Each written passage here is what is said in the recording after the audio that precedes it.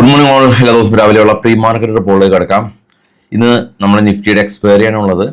പൊതുവേ market volatility ഉണ്ട്. കുറച്ചും കൂടി കോഷ്യസ് ആയിട്ട് ഇന്ന് ട്രേഡ് ചെയ്യുക, കാരണം ഒരുപാട് ഈവൻറ്റുകളുണ്ട്.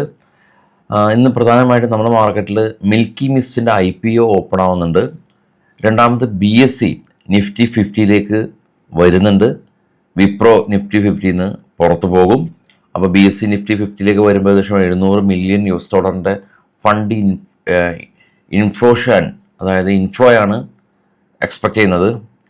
പിന്നെ അദാനിക്കും മരുമകനും എതിരെയുള്ള US ഉള്ള ക്രിമിനൽ കേസ് US അത് റദ്ദാക്കി എന്നുള്ള ഒരു പോസിറ്റീവ് ന്യൂസ് ഈ അദാനി ഗ്രൂപ്പ് ഓഫ് കമ്പനികൾക്കുണ്ട്.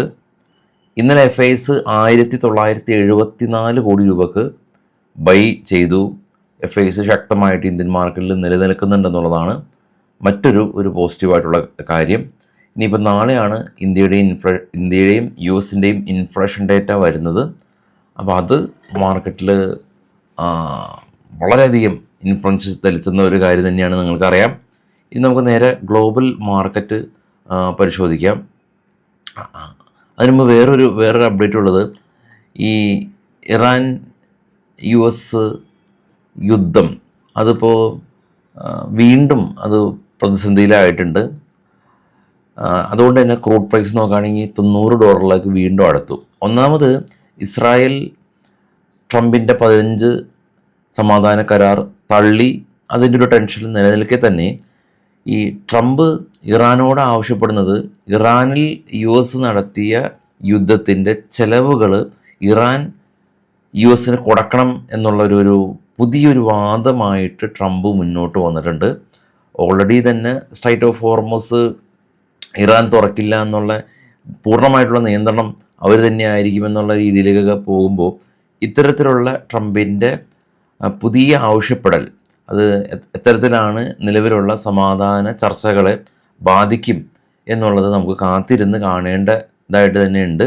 കാരണം ഇന്നലെ ഹൂതീസിൻ്റെ എല്ലാം തന്നെ ആക്രമണത്തിൽ 7 പേരൊക്കെ കൊല്ലപ്പെട്ടിരുന്നു.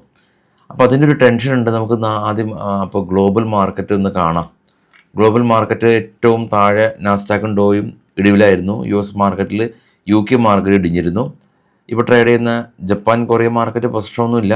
നാസ്ഡാക്ക് ഫ്യൂച്ചറും പ്ലസ് ആണ്, എന്നാൽ ഡോ future -30 Nifty flat opening.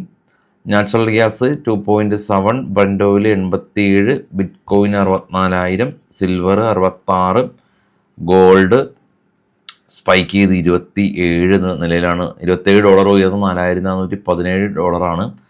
US മാർക്കറ്റിൽ ചെയ്ത് ഇന്ത്യൻ കമ്പനികളിൽ റിലയൻസും ഡോക്ടർ റെഡ്ഡി HDFCയും ICICIയും വിപ്രോ എല്ലാം തന്നെ ഇടിവിൽ തന്നെയാണ് ഉള്ളത്. അത്ര ഭീകര ഇടിവില്ല, എന്നാലും ഇടിവിൽ തന്നെയാണ് ഉള്ളത്. അപ്പോൾ നാളെ വരുന്ന എനിക്ക് തോന്നുന്നു US ആ ഒരു ഇൻഫ്ലേഷൻ ഡേറ്റയൊക്കെ ആയിരിക്കും മാർക്കറ്റിൻ്റെ പുതിയൊരു ട്രിഗർ പോയിൻ്റായിട്ട് വരുന്നത്. ഇനി നമുക്ക് ലോകത്തിൻ്റെ ഏത് കോണിൽ ഇരുന്ന് വേണമെങ്കിലും നിങ്ങൾക്ക് സ്റ്റോക്ക് മാർക്കറ്റ് വളരെ ചിലവ് കുറഞ്ഞ രീതിയിൽ പഠിക്കാൻ സാധിക്കും.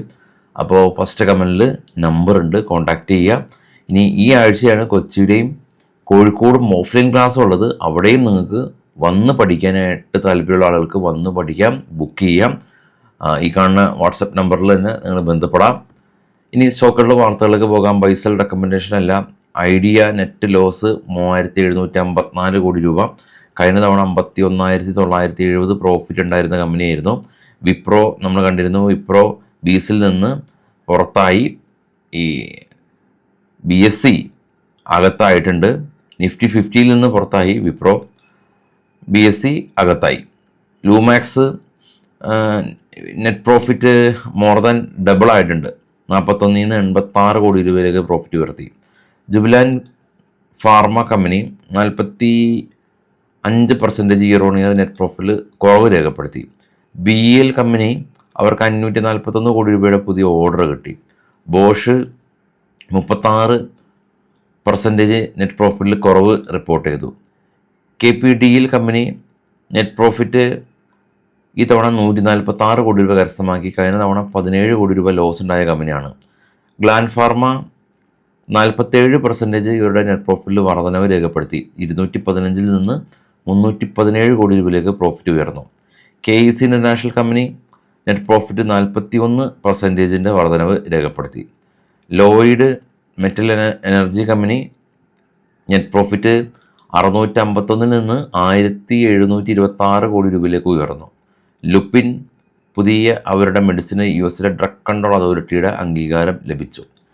സെൻ ടെക്നോളജി ഇവർക്ക് 295 കോടി രൂപയുടെ ഒരു ഡിഫൻസ് ഓർഡർ ലഭിച്ചു എന്നുള്ള ന്യൂസ് ഉണ്ട്.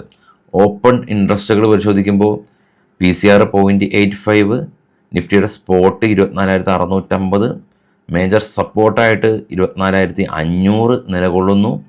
റെസിസ്റ്റൻസ് ആയിട്ട് 24,800 നിലകൊള്ളുന്നു.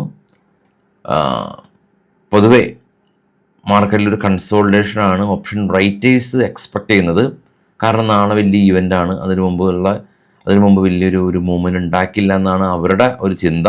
അതാണ് ഓപ്പൺ ഇൻട്രസ്റ്റ് കാണിച്ചിരുന്നത്. പക്ഷേ ഈ ഒരു യുദ്ധം അതായിട്ട് ബന്ധപ്പെട്ടുള്ള വാർത്തകൾ വരുമ്പോൾ അവരുടെ ധാരണകൾ തെറ്റിയേക്കാം. അപ്പോൾ കാത്തിരുന്ന് കാണാം വൈകിട്ട്. അപ്പോൾ നമ്മുടെ കോഴ്സ് പഠിക്കാൻ താല്പര്യമുള്ള ആളുകൾക്ക് ഫസ്റ്റ് കമൻറ്റിൽ നമ്പർ പിൻ ചെയ്ത് വെച്ചിട്ടുണ്ട്, ബന്ധപ്പെടാം. Thank you all.